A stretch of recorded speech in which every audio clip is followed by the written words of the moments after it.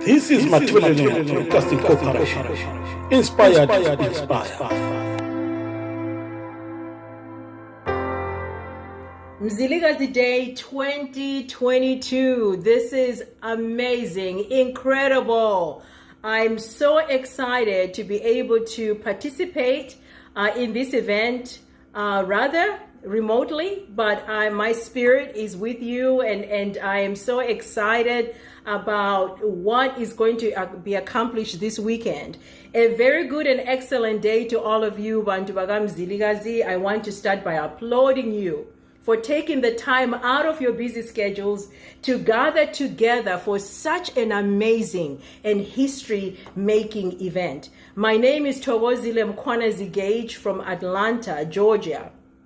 In 2010, 2011, and 2012, we made history right here in the United States when we met in Atlanta, Georgia, in Dallas, Texas, and Indianapolis, Indiana, respectively, to celebrate Mzilikazi Day.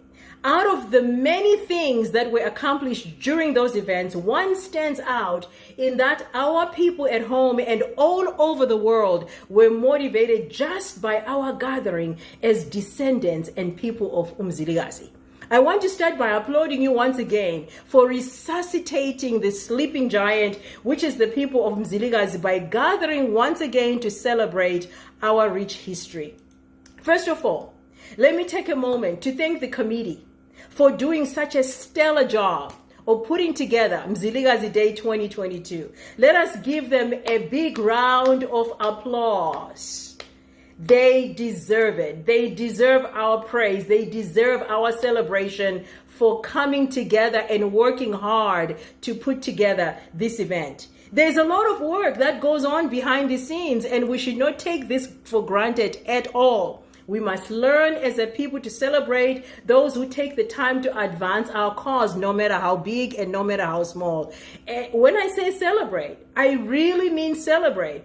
Celebrate them while they're still living. We should not wait until someone passes on and we start raising placards to celebrate them. We have a tendency of, at someone's funeral, we talk about how great they did and the amazing work they did and the causes that they established. How about we just celebrate our people while they're still living? So I'm just going to ask all of you to take time during this weekend, reach out to the committee members and thank them for putting together this event. There are some sacrifices that were made behind the scenes. Some you will know, some you'll never know, but please take the time to celebrate the committees.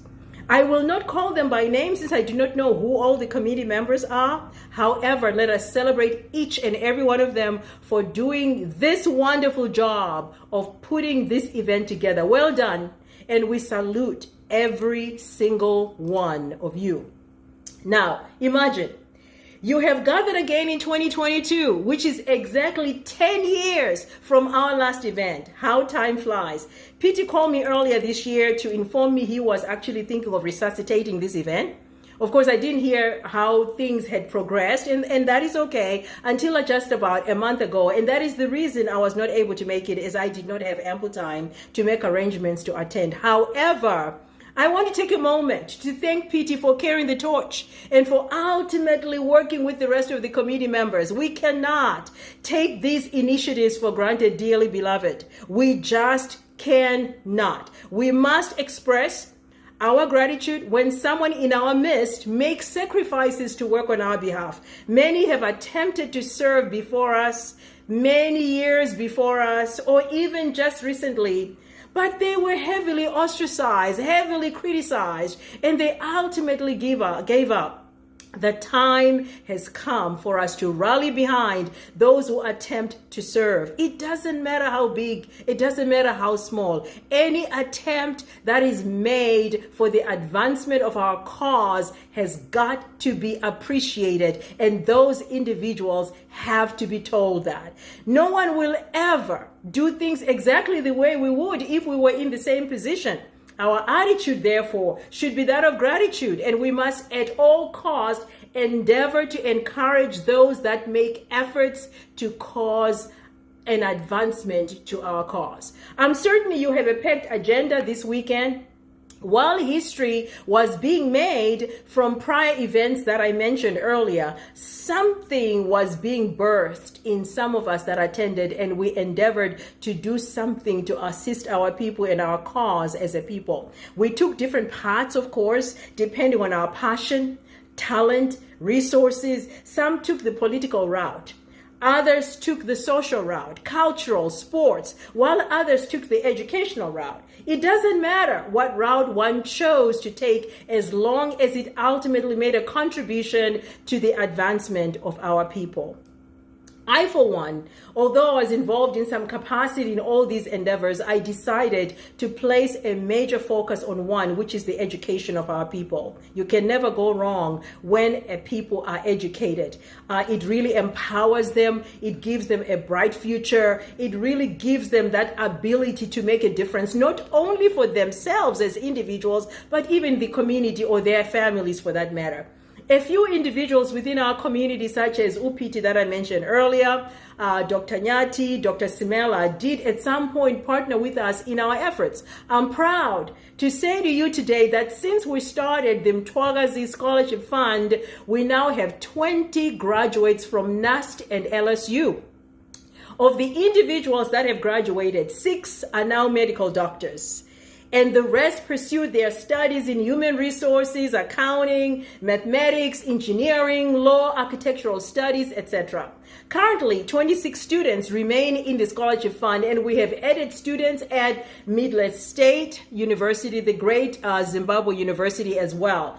I also partnered with my high school alumni, and we have done incredible work to assist Tegwane High School. Education is a key element in building the welfare of our people. I wish I could say that we have assisted hundreds of our young people, but I believe that time will come as long as we stay the course. Not only do I desire personally to assist my high school, but I do hope to assist other schools in the future as God provides the resources that we need.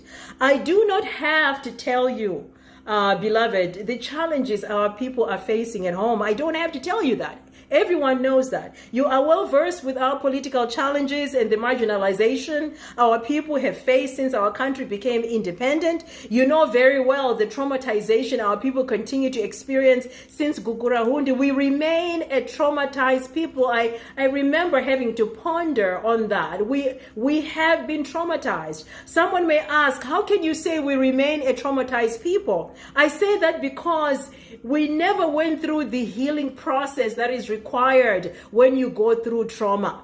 Our people are still buried in mass graves. We know that. Restitution was never made, and our people continue to live in fear. You may or may not even be aware, unresolved trauma can also be transmitted from one generation to another generation, and unless we tackle it head on, we will continue to experience its after effects. Well, in case you did not also realize, the existence of trauma shows its head in many, many ways. One could be anger, outburst of anger, lack of trust. And you know how difficult it is for us to work together and to trust one another. There are many reasons, of course, other reasons for this. A lack of confidence. We just sometimes are just afraid, the fear that was generated by this traumatization that occurred to us. And some of the fear is definitely real. Some of it is really just deeply embedded in us because of the traumatic experiences that we encountered, during Gukurahundi. Feelings of frustration and wanting to revenge, and trauma can also produce a cycle of violence and also perpetuates feelings of victimhood.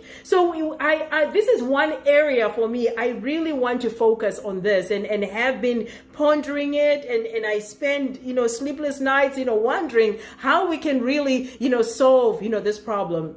Many argue that trauma will not go away unless it is effectively confronted. This is in turn contingent on, the full airing of the details of the crimes. The psychological restoration and healing can only occur through providing the space for survivors to feel heard and for every detail of the traumatic event to be re-experienced in a safe environment. Again, safe environment. And we know that's almost an impossibility in our world today. At the same time, it should be made clear that the trauma cannot be erased. I mean, we know that is always going to be part of our history. I remember I wrote an article, a few years back that Gukurahundi will always be part of my history.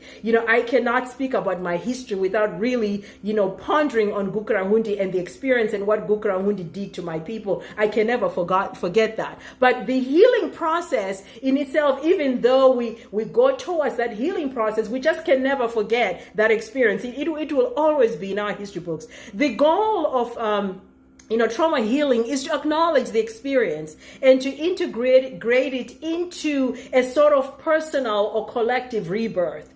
As such, trauma healing can contribute to a program of social reconstruction. I just really want to work on a program of social reconstruction.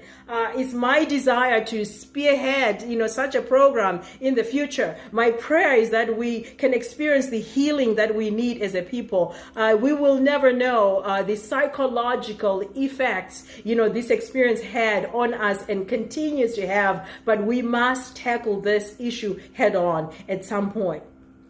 We know very well that our people live in a country that does not readily extend opportunities for development. We know that. While we are aware of the challenges the whole country faces, our challenges are magnified even further. I'm talking about the challenges in our region, specifically in our region. Our people continue to be marginalized. They continue to be disenfranchised. They're looking for advocates. They're looking for you and for me to pick them up from this dungeon they find themselves in. You and I are so fortunate that God made a way for us to escape. While we enjoy the benefits this country has extended to us, we must not forget that our people are crying out day and night looking for an advocate. Can you be that advocate? Can I be that advocate? We have an obligation to do something, and it doesn't matter what, but something. A little done by everybody adds up to much. The time has come for us to stop looking at the person sitting on the right side or sitting on the left-hand side, and we have this tendency of saying, well, somebody needs to do something. We have this problem. Somebody needs to fix it. We have this political situation. Somebody has to do it. We have this economic problem. Well, how about maybe it's time for us to really look at ourselves introspectively, maybe, and ask ourselves, what am I going to do to deliver our people from the prison they find themselves in? What are you as an individual going to do?